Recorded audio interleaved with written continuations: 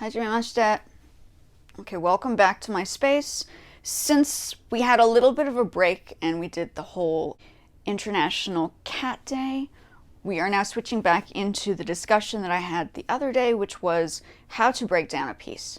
Now, in most cases, compositions that you record and place into a music equipment, you can generally print out the score. However, my printer is on the other side, so I don't have it connected to this computer. But instead, I took a photograph and sent the photographs over. It's not perfectly done, but sent a photograph over of the actual piece, so we have it in front of us. So we're going to break down this piece. I slowed down the track, which is called Sophisticated Beethoven, which is a composition I kind of based off of between Beethoven and Bach. It probably has a little bit more of a Bach feel.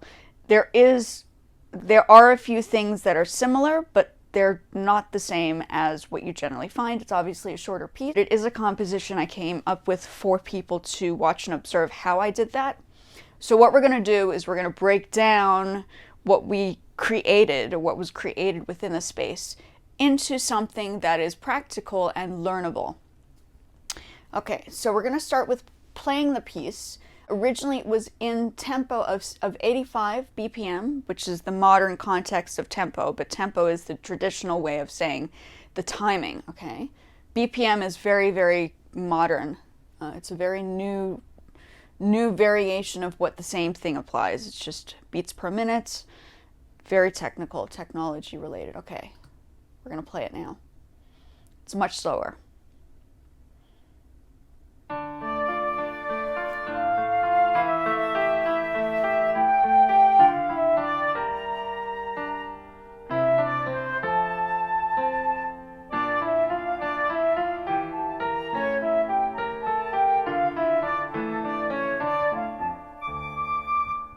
Okay, so there are two parts, well actually three parts in theory. The second part is the flute. I nipped off the flute treble clef up here, which is what this is. Okay, so we're going to take a look at this. We are looking into this part, which is the piano section. So you have a treble clef and a bass clef.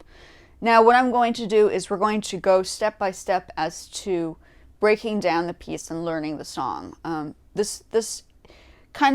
This will help you, this will help people or help everybody, whoever's interested in this, how to break down a song and then build it back up again. So just a reference, in modern context, we have YouTube. On many occasions you could actually practice with the song from YouTube that you can find. So you're playing by ear or you're listening to it by ear, and hopefully you have the music in front of you, and then you can use the music to assess the song, which we never had back in the day, because when I grew up there was no such thing as YouTube.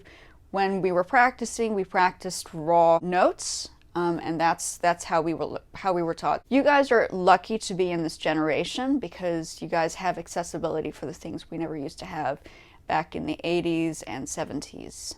Okay, let's get into it now. So now you're going to watch me break down the piece. Let's move this out of the way.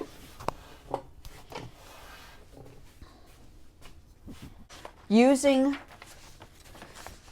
the mock-up of what we already created on the piece. Okay, you can see that you have the treble clef and the bass clef, right? Treble clef and bass clef. So because this is my own personal composition, I don't think they're going to flag me for any copyright infringement because I own the rights. This is the facts, and we are generally safe to discuss this, and I can play this as many times as you need me to. If I break down another song, we come up with something and then I break it down again. D minor. It's the opposite. If you're doing the circle of fifths, the D minor. So let's go into D minor. This is the circle. Let's go back to the circle of fifths. So the circle of fifths, these are the majors on the outside. These are the minors on the inside. And D minor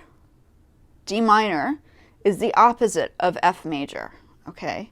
So just like the color wheel, you have opposite colors referring to how to create paint and how to mix colors. The piano or any instrument is the same. There are opposites of scales. So D minor is the opposite of F major. So we are in D minor right now, okay? D minor, D minor. Don't forget the inside part of the circles are minors. The outside part of the circles, when you're talking about the circle of fifths, are majors. Okay. That's what it looks like if you're looking at it as, okay, so you're going to have that B flat.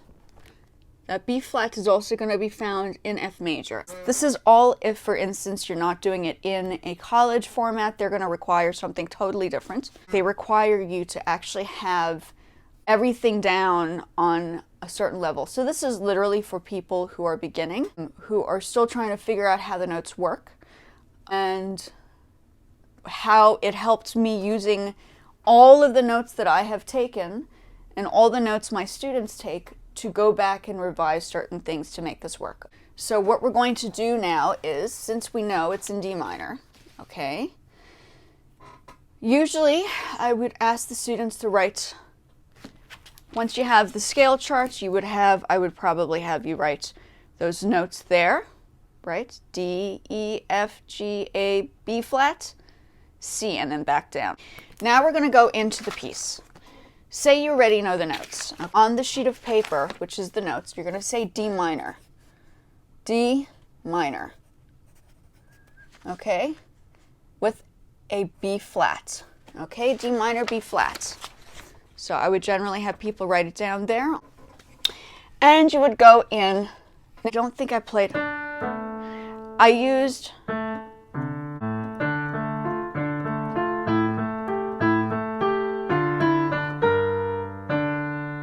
they've written here is sort of a little bit different, because they did actually, in this case, they split my right hand up with my left hand. So my left hand is playing all the notes in the bass clef, where in fact, when I was playing it, I was using the right hand for some of the top notes, and then some of the bass clef notes I was playing with my right hand as well, but that's okay. We'll work with this. This is what they've done. If you want to go back eventually and start reconstructing it, that you can do that too. So we're going to 3, 4. So it's a waltz, right? 1, 2, 3, 1, 2, 3. That's the time signature.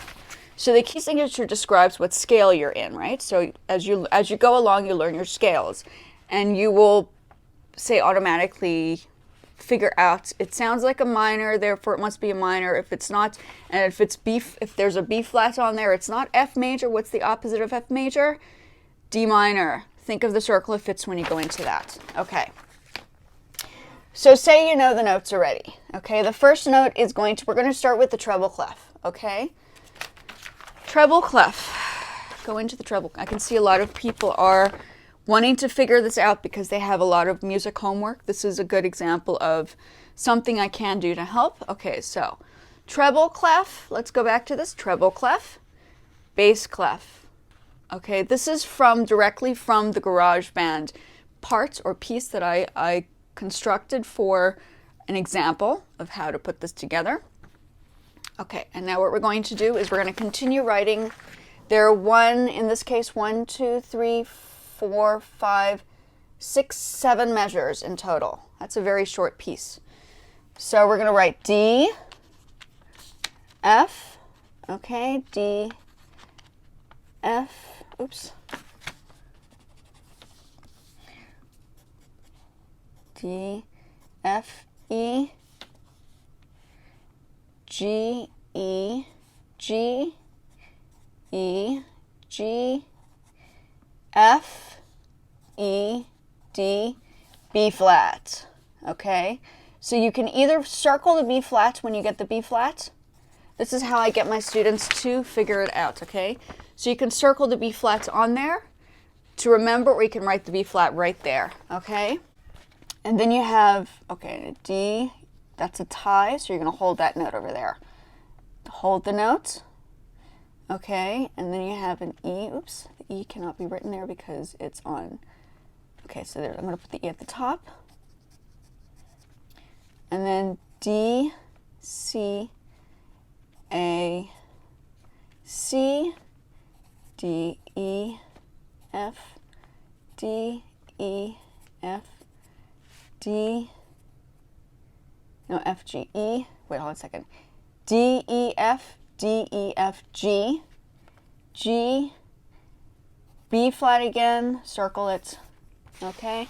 There's a C sharp, You don't have to circle that, but it's not in the scale, so it would generally say that, okay? Now I'm going to have to write it here somehow. There's tape on there. Okay, so we can put it here. E, G, B flat. Circle the B flat if you can. And then A, G, F, A, G, F,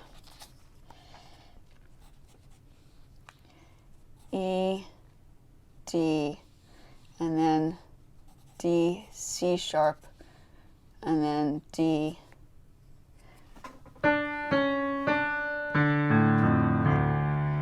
Okay. Listen, and if you guys want this piece, I can probably generate this and give this to you guys for free if you want to learn this piece. Not a problem. I don't mind. Don't hesitate to reach out if you really want to learn this piece. I can give you guys a copy. Okay? Not an issue. Since you guys are listening, observing, this I can definitely do for you. Okay. So, we're going to, now that we've written the notes in, as you can see, I've written the notes in. You can see at the top, I've written the notes in the treble clef. So we're just going to literally breaking down the piece, okay?